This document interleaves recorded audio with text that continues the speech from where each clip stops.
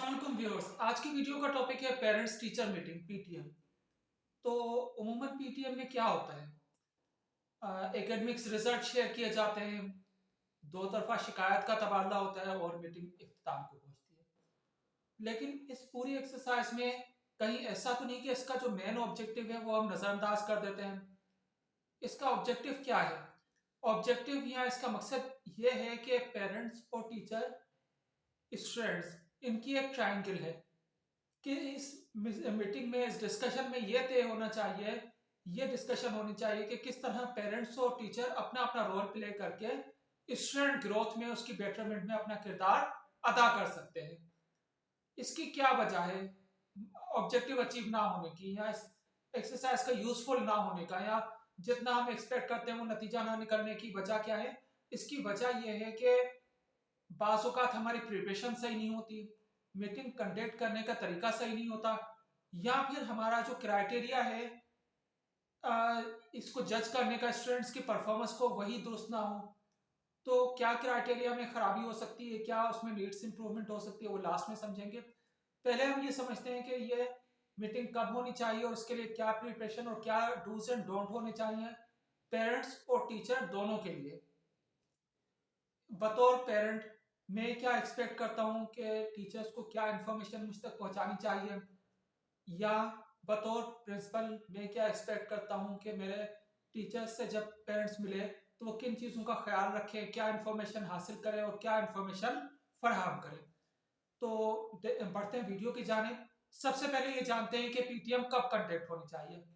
इसका कोई hard and fast rule नहीं है, बल्कि ये इंस्टीट्यूशन की कन्वीनियंस पे होता है कि वो कब बेहतर समझते हैं, वो क्या ऑब्जेक्टिव अचीव करना चाह रहे हैं।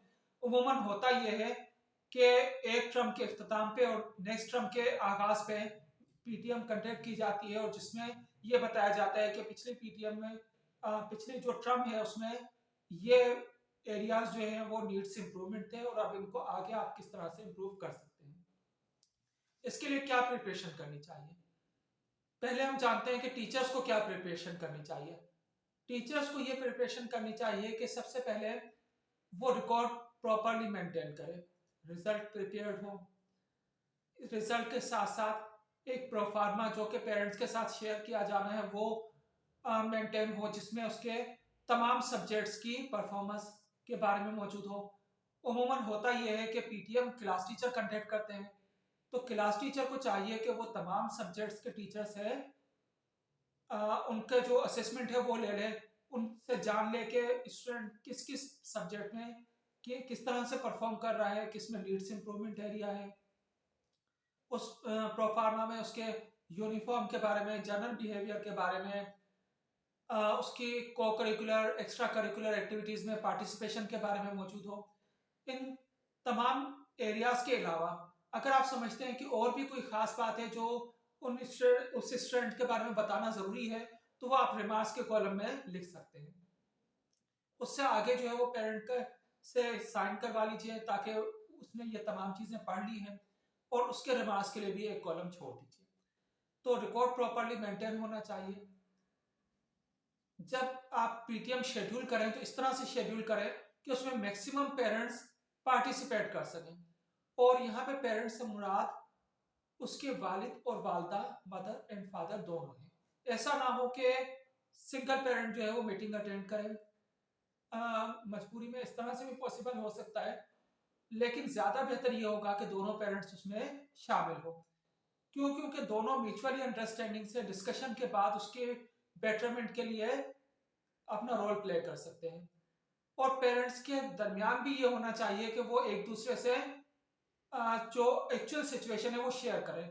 ये भी देखा गया है कि वालिद या वालदा में से कोई एक दूसरे से जो है वो एक्चुअल सिचुएशन शेयर नहीं करता, बल्कि बच्चे की कोई खामी कमी को नजरअंदाज कर देता है, उसको इतनी अहमियत नहीं देता जो आगे चल के मसाइल का सबब बनती है। तो लिहाजा दोनों पेरेंट शामिल होने चाहिए और दोनों को ही अपना रोल प्ले करना चाहिए। पीटीएम के लिए टीचर्स को चाहिए कि वो टाइम स्लॉट या टाइम डिस्ट्रीब्यूशन डिवीजन वो बना लें, और स्टूडेंट को भी डायरी पे मेंशन कर दें कि फलां डेट पे आपकी पीटीएम है और आपके पेरेंट्स को इस टाइम पे आना है। ये टाइम डिस्ट्रीब्यूशन किस तरह से होगी? सपोज कर लें कि आपकी क्लास में 25 स्टूडेंट्स हैं और 5 आवर्स आपकी पीटीएम का टाइम है, तो आप इस तरह से कर सकते हैं कि 1 to 5 रोल नंबर वालों को पहले फर्स्ट आवर में बुला लें, नेक्स्ट आवर में दूसरे 5 स्टूडेंट्स को बुला लें, या इक्वली डिस्ट्रीब्यूट कर लें।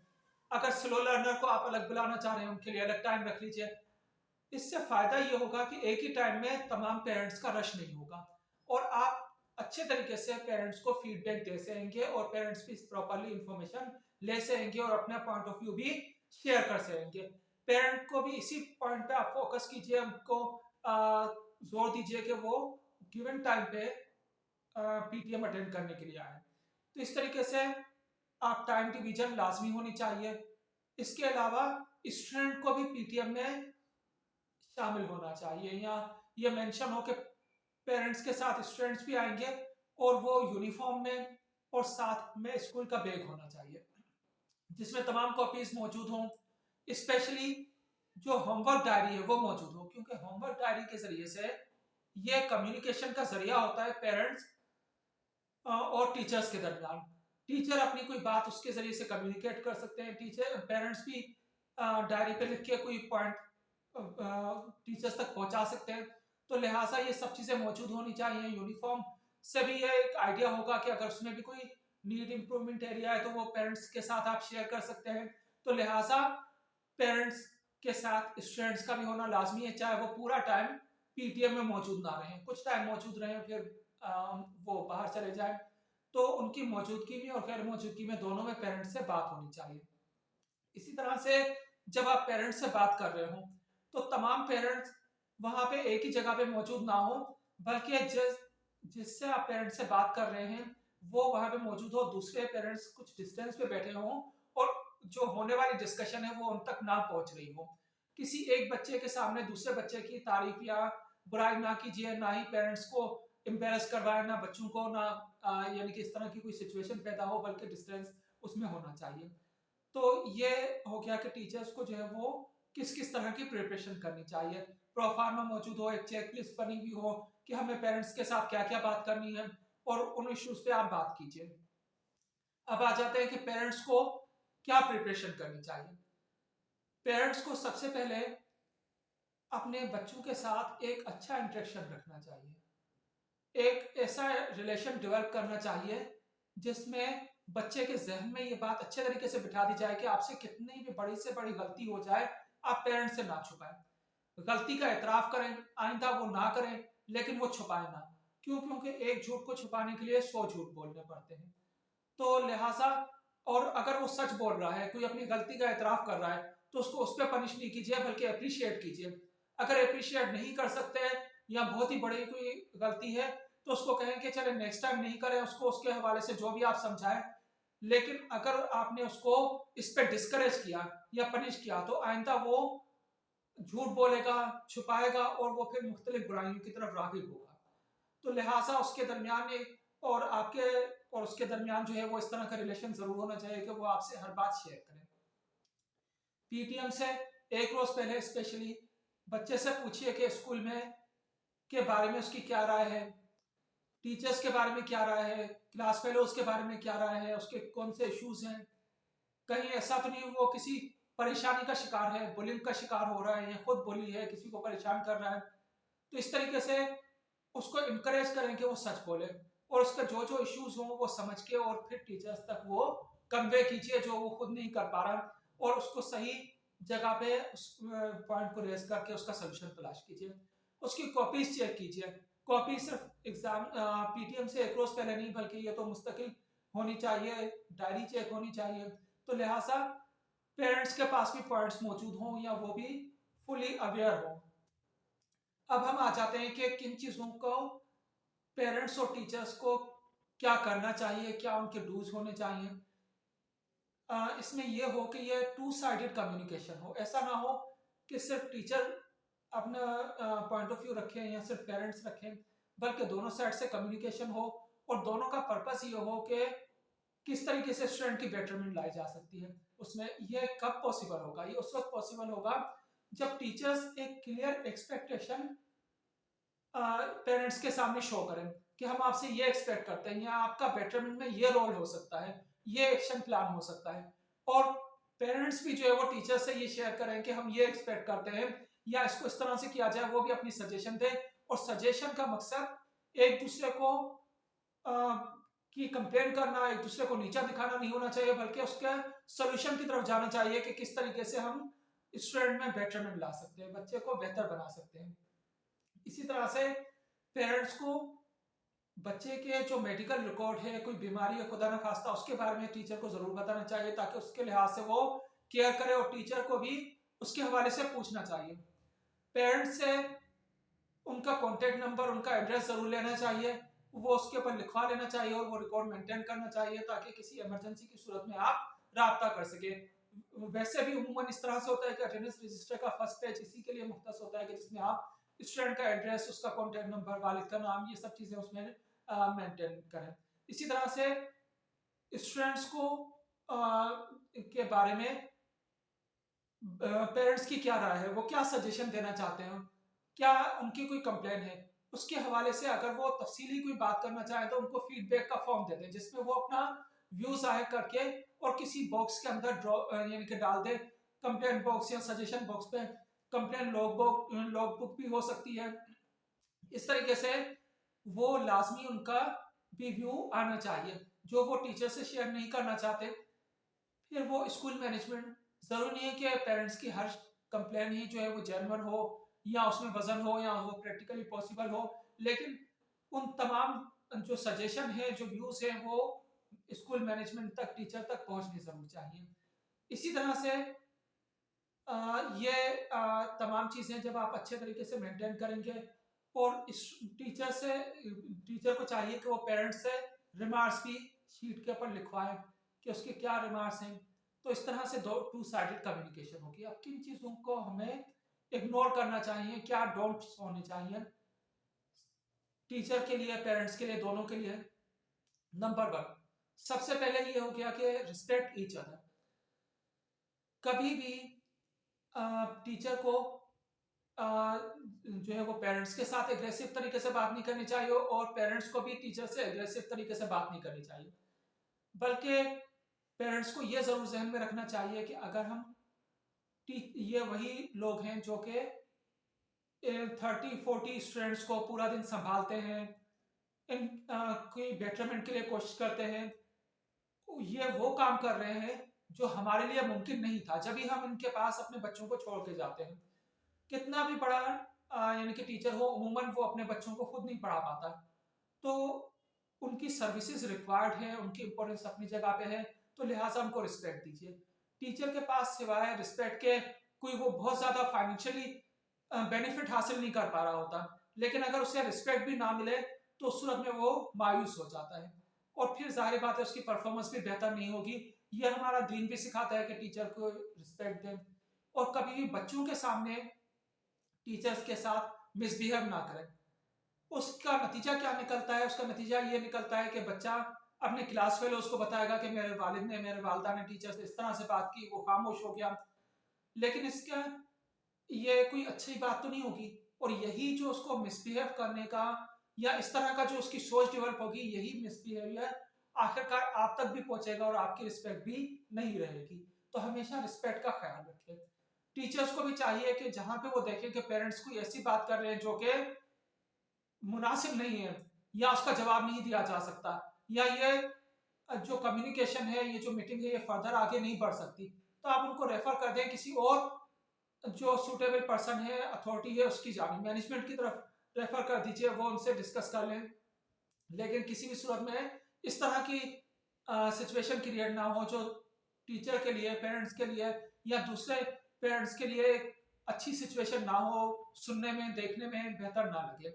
अच्छा, इसी तरीके से कभी भी पेरेंट्स से दूसरे पेरेंट्स के सामने डिस्कशन ना करें। आप जो है वो सेपरेटली डिस्कस करें।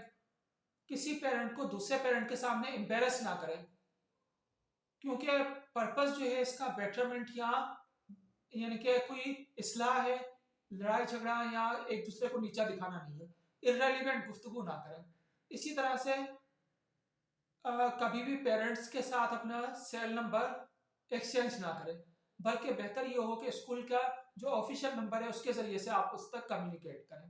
तो इस तरह से इन चीज़ों का हमेशा ख्याल रखना चाहिए और रिस्पेक्ट का, और ये जानना चाहिए कि हमारा क्या एक्शन प्लान हो सकता है। अच्छा, अब हम आते हैं इस पॉइंट की जानिब जो मैंने स्टार्ट में आपको बताया कि हमारा क्राइटेरिया ही रॉन्ग होता है, या बाज़ औक़ात हमारी जो इन्फॉर्मेशन हम ले रहे होते हैं वो इन्फॉर्मेशन हमारे लिए फ़ायदेमंद नहीं होती। मसलन हम क्या जानते हैं, हमारी सारी तवज्जो इसके ऊपर होती है कि बच्चे के एकेडमिक्स रिजल्ट क्या रहे, जबकि इससे ज़्यादा ज़रूरी ये है कि हम ये जानें कि उसके एकेडमिक रिजल्ट को भी जानना ज़रूरी है, लेकिन ये जानें कि उसकी स्किल्स कितनी बढ़ रही हैं। टीचर का काम किसी बैरूनी खुशियात उसके अंदर करेक्टरिस्टिक्स ऐड करने से ज़्यादा ये होता है कि उसके अंदर का जो इंडिविजुअल है, जो उसकी यूनिकनेस है, जो उसकी इनफरादियत है, उसको बाहर लेके आए, उसकी सलाहियतों को पॉलिश करें। तो ये आप जानें कि बच्चे में क्या उसकी पर्सनैलिटी किस तरह की है, उसमें स्किल्स कौन कौन सी हैं, उसका कॉन्फिडेंस लेवल कैसा है, क्या वो सोशल है, दूसरे बच्चों के साथ मिलता है, वो बिहेव कैसे करता है, क्या वो अच्छे तरीके से अच्छा एटीट्यूड शो करता है, वो पढ़ाई को, लर्निंग को एंजॉय करता है, या वो आइसोलेट रहता है। हमारा क्राइटेरिया ये भी गलत होता है कि अगर कोई बच्चा आइसोलेट रहता है, कुछ बोलता नहीं है, किसी एक्टिविटी में हिस्सा नहीं लेता, तो पेरेंट कहते हैं मेरा बच्चा बहुत शरीफ है, टीचर भी कहते हैं ये बच्चा बहुत अच्छा है। ये अच्छा नहीं है, बल्कि ये किसी खराबी को जाहिर कर रहा है कि वो बच्चा क्यों सोशल नहीं है, क्यों आइसोलेट रहता है। और इस तरह के स्टूडेंट, इस तरह के बच्चे बाज़ औक़ात जो रिएक्शन शो करते हैं, जो एक्टिविटी करते हैं, वो किसी की भी एक्सपेक्टेशन के बिल्कुल अपोजिट होती है। क्यों? क्योंकि ये नेगेटिव पर्सनैलिटी का होता है कि अगर वो आइसोलेट हो जाए, उसमें कॉन्फिडेंस ना हो कि वो किसी से बात कर सके, फिर इस तरह का पर्सन जो है वो अपने उस एहसास कमतरी को कम करने के लिए किसी चीज़ को नुकसान पहुंचा सकता है, किसी बच्चे को परेशान कर सकता है, या कोई भी डिसिप्लिन वो आउट कर सकता है। हम ये भी यानी कि जाने कि बच्चा वहाँ पे कंफर्टेबल है स्कूल के माहौल में, कहीं ऐसा तो नहीं कि वो उस एडजस्ट नहीं कर पा रहा। अगर वो एडजस्ट नहीं कर पा रहा तो उसकी भी ये निशानी होगी कि वो आइसोलेट रहेगा, बोल नहीं पाएगा। तो अगर बच्चा इंजॉय कर रहा है, खुश है, और किसी के साथ मिसबिहेव भी नहीं कर रहा, उसके लर्निंग का प्रोसेस हो रहा है, और वो एक एवरेज स्टूडेंट है, तो भी मेरे ऑब्जर्वेशन, मेरी राय के मुताबिक आपको सेटिस्फाई होना चाहिए। कभी भी इस तरह से कंपेयर नहीं करें कि उसको पोजीशन ही लेनी है, वो टॉप 3 पोजीशन में ही हो। जरूरी नहीं है कि टॉप 3 पोजीशन में हो, बल्कि एक एवरेज स्टूडेंट भी अगर वो लर्निंग को एंजॉय कर रहा है, खुश हो रहा है, तो आपको भी ये लम्हे एंजॉय करने चाहिए, क्योंकि ये बचपन दोबारा नहीं आएगा। ये अगर उसको आप रट्टाफिकेशन पे लगवा देंगे, सिर्फ कंपेरिजन पे लगवा देंगे, तो हो सकता है वो उसमें कामयाब हो जाए, लेकिन उसका बचपन का ही खो जाएगा। और आपको भी ये लम्हे दोबारा मैसर नहीं आएंगे जिस लम्हों में आप बच्चे को मुस्कुराता हुआ देख सकते हैं। तो लिहाजा उसको उसकी मर्जी के मुताबिक करने दें। अगर वो अगर कहीं पे फेल हो रहा है, नाकाम हो रहा है खुदा ना खास्ता, तो उस सूरत में आपको इम्प्रूव करना चाहिए, लेकिन जरूरी नहीं है कि वो टॉप 3 पोजीशन में हो। सिर्फ उसको अच्छा एंजॉय करने दे, कॉन्फिडेंट होने दे, उसके अंदर लीडरशिप क्वालिटी के बारे में जाने कि उसमें लीडरशिप क्वालिटी पैदा हो रही है, इनोवेशन, क्रिएशन, क्रिएटिविटी की सलाहियत है, तो आप मुतमईन हो जाए। और जब ये सब क्वालिटीज उसके अंदर होंगी, तो ऑटोमेटिकली वो टॉपर किसी ना किसी दिन बन जाएगा। और अगर टॉपर नहीं भी बन सका, तो भी वो आम जिंदगी में यकीनी तौर पे कामयाब होगा। लेकिन एक स्टूडेंट जो रट्टा लगा के किसी तरीके से अच्छी पोजीशन ले लेता है, टॉप 3 पोजीशन में आ जाता है, लेकिन यह मुमकिन है कि उसके अंदर कॉन्फिडेंस ना हो, वो आम जिंदगी में पीछे रह जाए, कामयाब ना हो सके। तो लिहाजा इसके बारे में जानने में ज्यादा इंटरेस्ट लीजिए कि बच्चा कितना खुश हो रहा है, कितनी उसकी ग्रोथ हो रही है। इसी तरह से अगर कोई इश्यूज हैं तो उसका सोल्यूशन क्या है, बजाय बहस के हम ये जानें कि उसका हम किस तरीके से वे आउट निकाल सकते हैं। तो ये थी मेरी आज की वीडियो। अगर आप मेरे इस दिए हुए क्राइटेरिया से, इन डूज डोंट से मुत्तफिक हैं, तो दूसरे पेरेंट्स तक भी मेरी ये वीडियो शेयर कीजिए, टीचर्स तक पहुंचाइए, इसको लाइक कीजिए, मेरे चैनल को सब्सक्राइब कीजिए। बहुत शुक्रिया।